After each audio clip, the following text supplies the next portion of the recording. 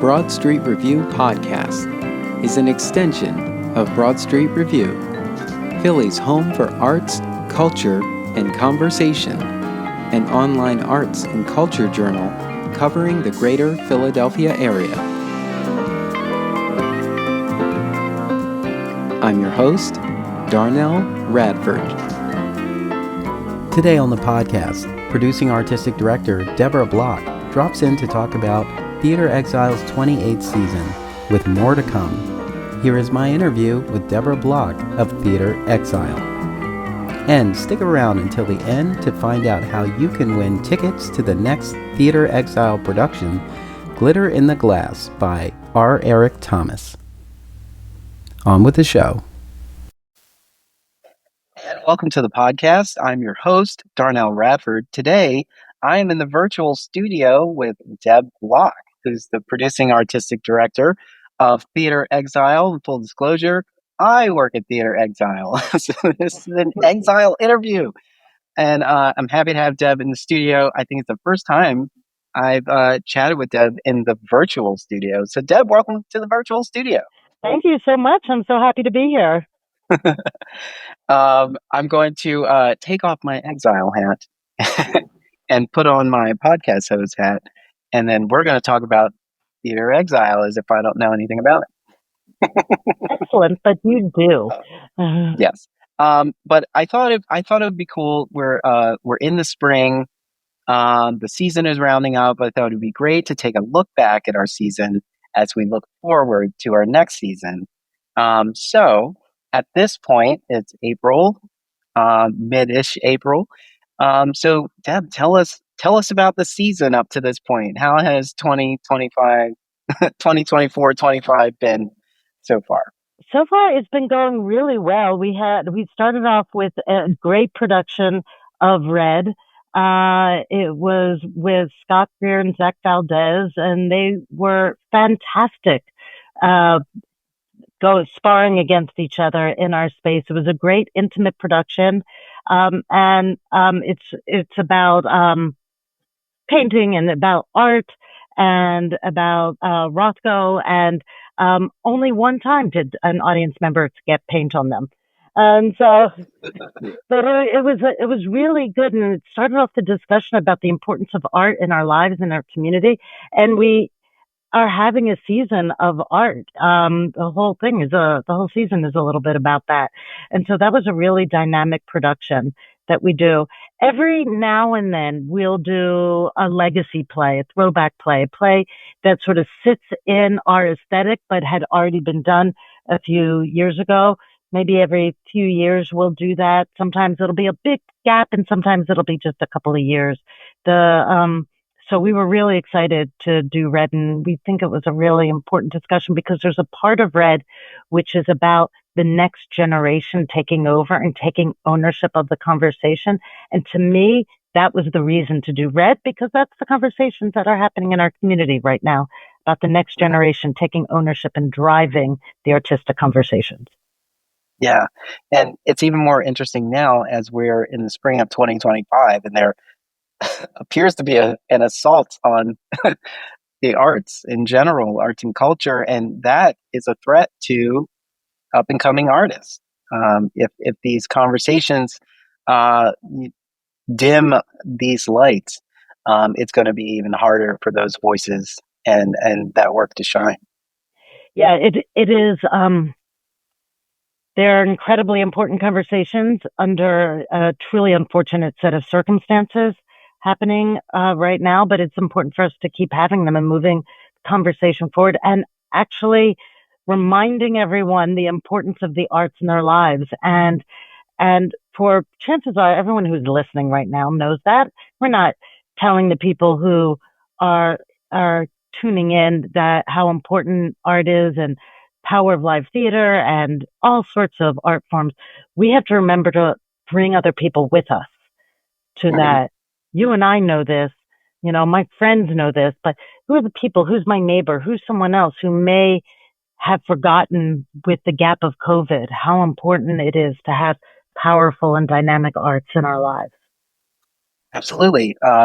Anyone listening, I always say that theater is more fun with a +1.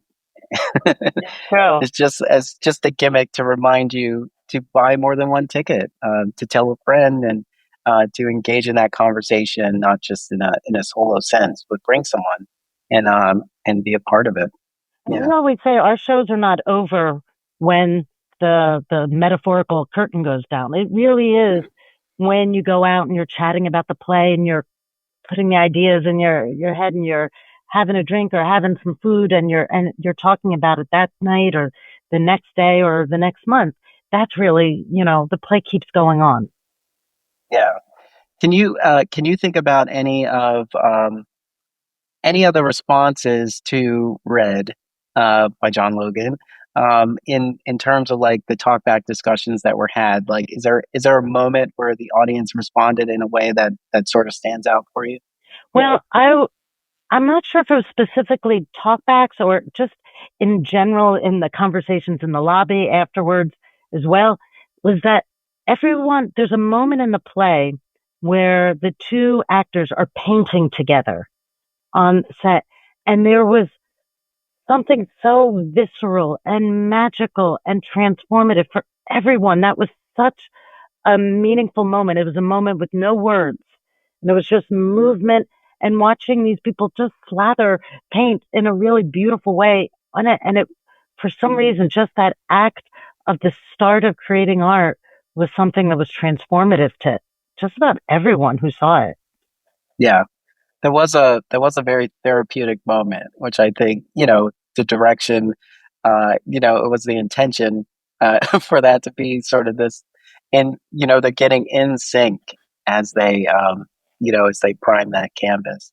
I'm going to It say was very soothing to watch. Uh, so because you can't see us, Darnell, as he was starting to talk about it, started to move and sway.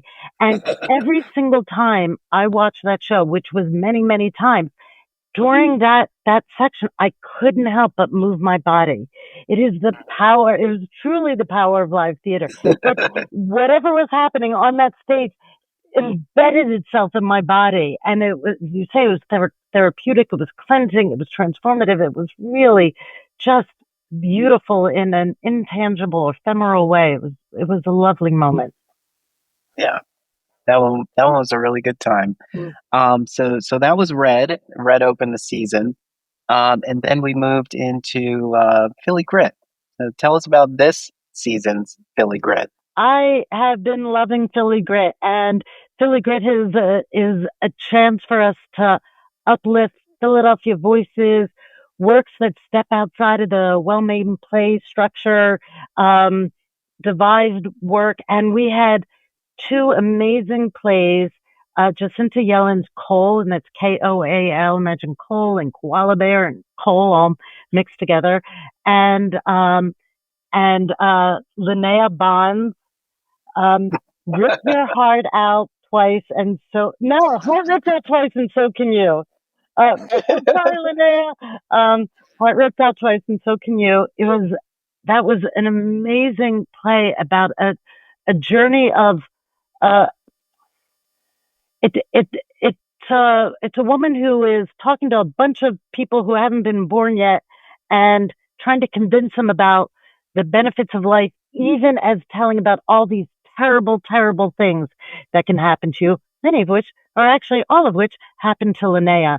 And it was just a wonderful, uplifting play that dragged you through the mud of all of these awful things that can happen to us medically, but still giving us hope and saying through all of this, through all of the terrible things that are happening in the world, climate change and all these other things, that choosing life is the right thing to do. And through that, finding love, finding connections. It was a beautiful play. And Jacinta's play Cole was gorgeous. It was about the Australian bushfires, and it was a devastating moment of watching the effects of climate change can have on us, and just how this one moment in time and just how it devastated so many different communities. But there was humor in it and characters you wanted to follow, but it took you to a place that just sort of sat in your heart. And made the truth of the difficult things that we're experiencing now really real to us. Um, Yeah. they were just lovely, and we brought in so many interesting community partners.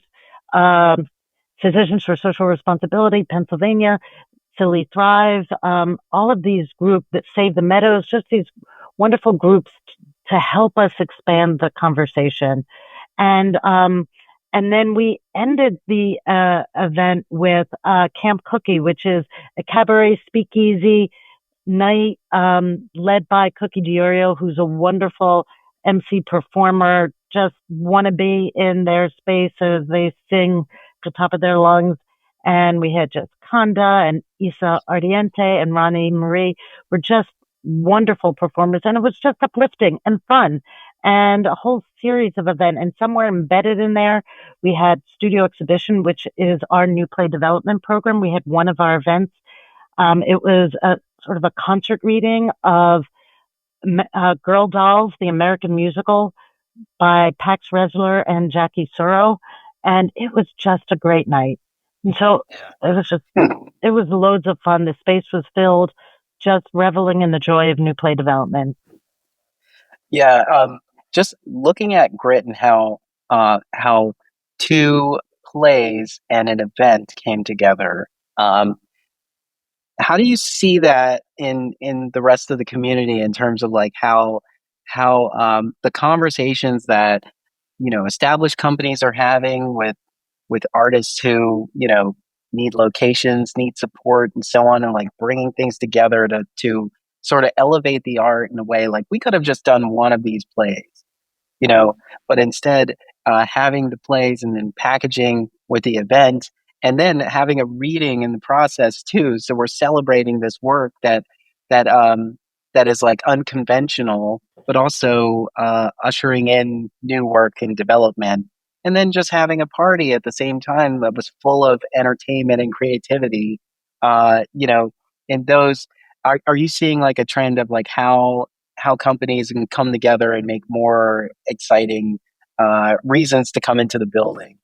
Well, I definitely feel like that's there's so many different ways to come into Exile and to be part of Exile, and we do want to diversify our ways of bringing people in, and also a little cross pollination of audiences. Um, I've said many, many times I love Theater Exile audiences. They're so smart. I want to have lunch with every single person.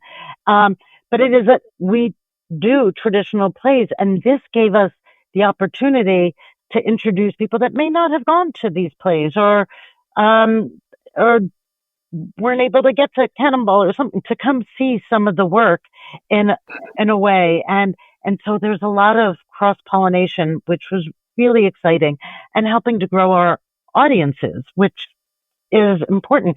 44% of the people, 44% of our audiences to Philly Grit was new to Exile. And Yeah. we each of our companies, we have a beautiful community here, just an amazing community of performers and organizations. And each of us have to do everything we can as our own organizations would do to help cultivate new audiences.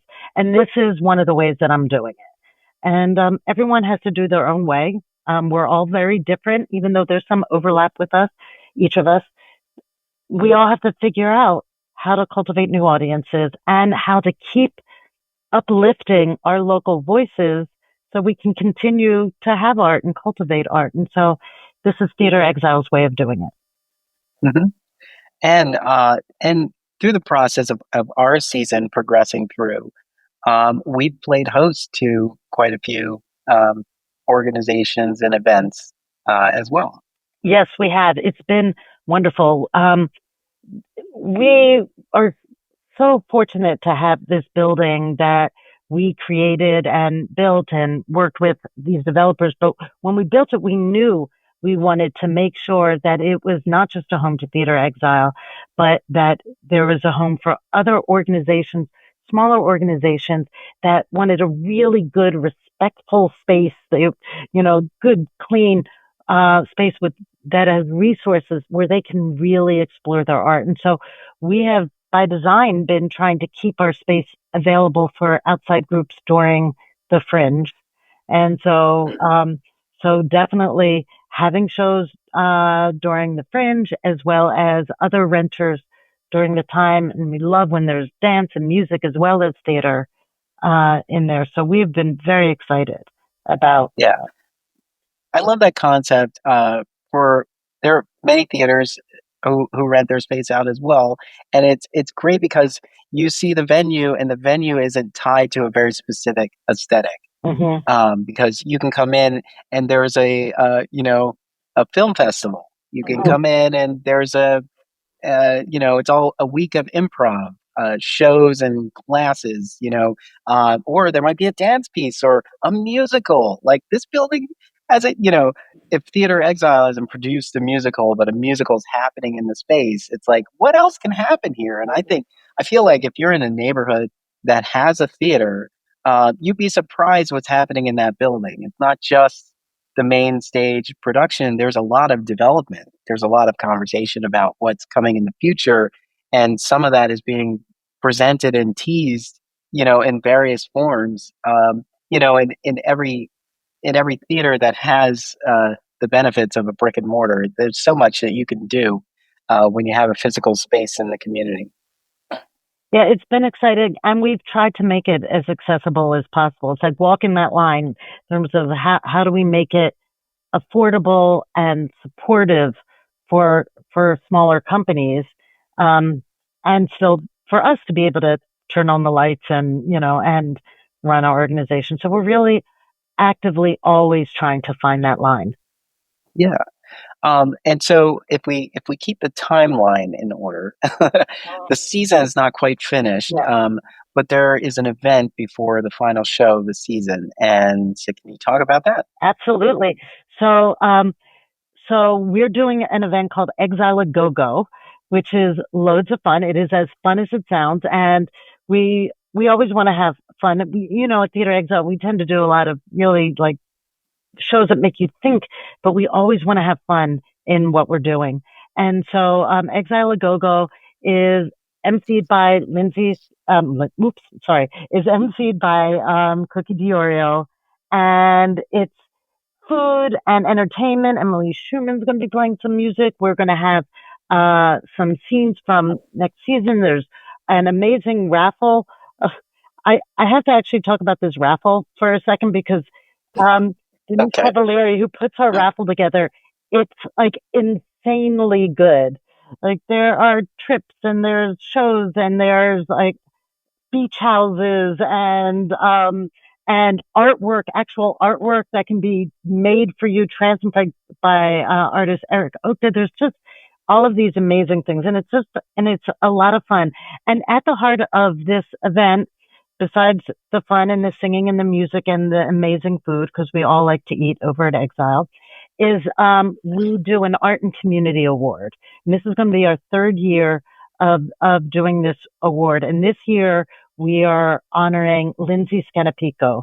Lindsay is the mastermind behind the team who brought us the Bach building or building Bach, the school building in South Philadelphia that was turned into artist studios and restaurants and bars and bakeries, things like that. And it's a wonderful, wonderful part of South Philadelphia. I'm going to tell, and just with that, she dedicated 10 years to try and make this happen. And when I think of Lindsay is a person who has dedicated her resources, her strategic thinking, her partnerships, and did something that so many people have tried to make happen, but didn't have the tenacity to stick with it or the vision, and to like bring people along and make it happen. And it is an active, beautiful, wonderful studio. And I think it is such an important part of South Philadelphia and Philadelphia in general. And so we asked if we could honor her as part of the Arts and Community Award because Theater Exile believes in both. We believe that you should that it's our job as artists to help make our community a better place to live. And everyone can define their community in whatever way they want to. We are part of the arts community, we're part of the Philadelphia community, but we're part of the South Philadelphia community. We are embedded here. And so we wanted to honor Lindsay. And since the time we asked her, Lindsay just kept being Lindsay. And when the buildings on the University of the Arts like went into bankruptcy, and Lindsay made arrangements to purchase two of those buildings, the Hamilton building and the Furness building, to save them for the arts. One will be art studios and the other will be subsidized artist housing. And I think she's amazing. When I think about Lindsay in my mind's eye, uh, it's like I see her like standing there with a cape flowing in the background, like in a Superman stance, because I think she's a friggin' superhero because she just uses all of her skills to make our community a better place. And just hats off to her. That's great. And congratulations to Lindsay for being awesome. Yeah, It's funny. congratulations for us. You said when you see Lindsay, you see a cape running behind her because super. She's a super being. But when I think of Lindsay, I think of a hard hat Yeah, yep, yep, because we have a poster of her at Exile with a hard hat on it. I think yeah, it's really cool. yep, yep. Sure, Yeah. with a million keys. She talked about how she and her partners used to just, at the end of every night, 10 years ago, just lock everything down, turn off breakers. And I can just see her with a big chunk of keys there, just doing that. And that's also, she's just doing the work. So, so the key things we need to know about Exile a Go Go: when Oh, and yeah. how do you get raffle tickets? So it's May 1st, 69, happening at Theater Exile. Starts in our courtyard because we are fortunate to be courtyard and across the street from a beautiful park, and then down into the theater. We'll have the Trestle-In go-go dancers with us, I believe, which will be Pretzel specials? Trestle specials. They're wonderful. Um, and so that's and you can get the raffle tickets on our website, which is theaterexile.org, and we spell theater with an RE. And you do not actually have to be present to win those raffles. They're only $25 a piece, or five for 100, and it really is an amazing raffle. Um, so that's you can get those at for the people that show up to the event, which will be a wonderful event. We will also have some special live auction items, and one of them involves me and Fergie. Um, so we'll have some special live auction events that will be just for the people that are there. But for the regular raffles, for those, I think it's 10 packages, you don't have to be present to win. All right. Cool.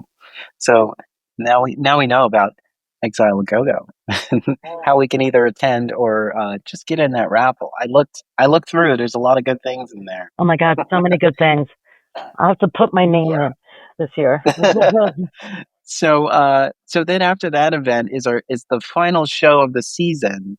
So talk about that. Glitter in the Glass by R. Eric Thomas. I am so thrilled. This play had a world premiere under a different title in Austin, Texas, and Eric and I were talking about the play, and we felt that it needed just a little bit more development, and so it went through studio exhibition, which is, as I said before, a new play development program, and it not only did the show evolve and grow and just really beautiful show, it has a new title, Glitter in the Glass, and it's open to the very end of May 29th, and it plays into June. And it's about an artist. Remember, I said this is a season of art. It's about an artist. Her name is Shell. It takes place in Baltimore, Eric's hometown, and it's when they took down all of the Civil War monuments. An installation artist receives a grant to replace one of them, and the artist goes into this journey of how do you have a conversation with the future? What are you supposed to put on that empty plinth to use the past to have a conversation and have a conversation with the future? And it's a daunting task. Yeah, and so it's a collaborative play about the importance about finding art, figuring out the meaning of art in our community, and the importance of community in our lives. And it culminates in a Juneteenth festival that goes not the way anyone's expecting it. And it really is also about how art can project us into the future, kind of in a sci-fi way, how it can take us into the future. And it's just a beautiful play. And I've been like just jumping up and down for the last couple of years, waiting for this moment for it to be produced. Um, I'm thrilled that Jen Kidwell is playing Shell. Jen has only been with us once when we did Oak Tree, which was a show, the first show we did in our space, and we had different actors playing one of the parts across from Pierce Bunting, and Jen did one of those. And so we're thrilled that Jen is going to be uh, in this production. It's also being directed by Ontaria Kim Wilson, who is the first time Ontaria is working with us. And I am thrilled with that. Oh, and also Kashia Nixon is back, who also did a world premiere with us a few years back when we did Michael Hollinger's play Sing the Body Electric. So we're just thrilled to like bring these people back into exile and have new people on our stage and a really interesting design team. It's going to be really lovely. Yeah, that's going to be awesome. Something to look forward to as it comes up and rounds off the season. And Uh, we'll so also have one other studio exhibition during that time, like we did with Glitter in the Glass. We'll have one, Dead Meat by Paige Zubel, which is fascinating. It is a pandemic play that was written before the pandemic. So, a lot of you may have heard that, like, you hear me say, like, I feel like playwrights are the prophets of our time. They always seem to write things and then it like lands right at the right time. I have no idea why Paige wrote a pandemic play before the pandemic. But she did, and it's fascinating. It takes us into zombies and fun, but it's also about gender and identity and a weird ass post apocalyptic love story. Um, and so we're happy to yeah, be doing that as well. yeah, I like I I think it's cool how the readings and studio exhibitions sort of pepper through the season. Mhm. Uh, they they just happen to line up that way where we've got our main show, then we have another one. We have this whole event, then we have another one. And then so that development is a big part of Theater Exile season. It is. I mean, I love to do shows that have gone through studio exhibition, and because, as I said before, I think it's each organization's responsibility to figure out their way of helping us cultivate this form that we love, bring in new audiences, help encourage new work, uplift local voices, like whatever we need to do, and we each do it differently, and it is important that Yeah. we each do it differently. So so I know Theater Exile, among many organizations in Philadelphia and around the country, are dealing with a little bit of constraints and adjustments that had to be made with this new administration and policy changes with the NEA and so on. I know every everyone out there, every artist or organization out there doesn't necessarily participate in the NEA programs, but a lot of organizations do, and a lot of organizations had to really think about that as they're planning for the future. And so I wanted to ask you in general, like with all of that, and how how do you think Exile is managing, and um, what does Exile need from the community, and how can the community benefit from Theater Exile? Well, Well loaded. yeah, and there's a lot of questions in there. But yes, we were one of the organizations that was awarded an NEA grant that has been frozen, and it was a big grant for us. It's $25,000, and it was for Glitter in the Glass. And it's not like it was something in the future that I could readjust the budget. I mean, my contracts were written. We're doing this play, and so that's really unfortunate. And I think one of the ways that everyone can help in exile is, first of all, like again, I believe everyone who's listening now. understands the value of live theater, understands the value of arts in the community. Um, and as Darnelle said, plus one, how does your phrase go again? Oh, theater is more fun with a plus one. Theater is more fun with a plus one. And it is to bring people to, to the arts. It's to bring people there. And, and yeah, just walk to your theater, walk to your local theater, make it part of your life. Come and see. There's affordable tickets. You can come into Exile. If you're an artist and you're developing your work, figure out, is Theater Exile the right place for you to produce your work? It is just a beautiful space designed by Cecil Baker. I mean, we're just so proud of it. And it just encourages and nurtures creativity in a really wonderful way. And everyone tells us it's just great vibes in there. And I think it's just because we love it and love what we do so much. So I think the best way you can support Theater Exile is to join us in Exile and bring some friends and just remember how important art is to your lives. And I will say this because I do understand the magnetic power of your ass on the sofa once you've sat down after a hard day. It's really, really hard to unmagnetize that. Um, and because we're all working so hard and there's so much free floating fear right now in the world, but there's truly nothing like live theater to help cleanse that. So whether it's at Theater Exile or any of our amazing companies across the city, the sonic cleansing, the mental recalibration that happens in live theater, sitting next to people, coming in communion, it can be compared to anything else. And you will just be so thankful that you wrenched your ass off the sofa, because it's always transformative.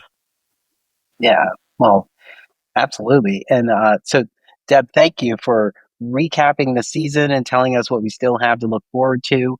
I caught Deb in between meetings. It's funny, we share the same office, but the time constraints on like running around, making connections, having meaningful conversations about future plans, like that's what everyone who works in admin and theater can relate to. And so it's always a hustle here. And so it was great to be able to sit and chat and kind of unpack the season. I always like to approach from wherever we are in the moment and kind of look back and look forward and so on. And so, for all the listeners out there, if you listened this far, thank you. You will have a chance to win 2 tickets to Glitter in the Glass. And all you have to do is join our mailing list. That's it. You join our mailing list by May 15th. And on May 16th, we will announce who won those tickets. So thank you for listening. Tell your friends to listen so they can get to the point where they can get on the mailing list and be in that running too. This will be a show not to miss. So, Deb Block, producing artistic director of Theater Exile, and my partner in crime here, thank you for taking the time to talk about why it's a great time to be in exile. Thank you so much, Darnell. And it was truly a pleasure.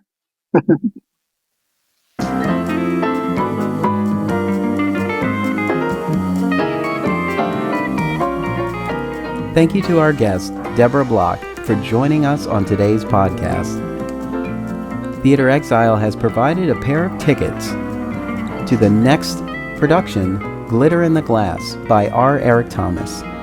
If you would like a chance to win, visit our website at em3ry.com and join our mailing list by May 15th. It's that simple. On May 16th, we will announce the winner on social media. The Broad Street Review podcast is an Emory production. If you would like to be a guest on the podcast, visit us online at em3ry.com. Get involved with Broad Street Review. Head on over to our website at www.broadstreetreview.com to find out how. While you're there, help keep us running and click Donate at the top. There you can also find our social media links. thank you for your part in keeping the conversation going.